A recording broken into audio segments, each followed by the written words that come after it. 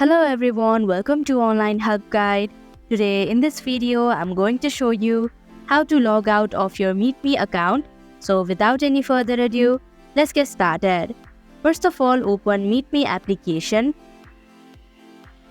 Now click on the profile icon in the top right corner. Scroll down your screen and tap on Settings option. Now scroll down your screen and here you can see the Logout button. Tap on it.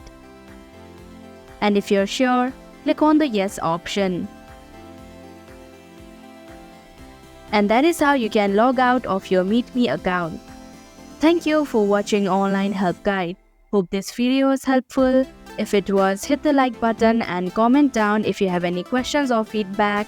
Also, if you are new to our channel, subscribe and hit the bell icon so that you don't miss our upcoming videos.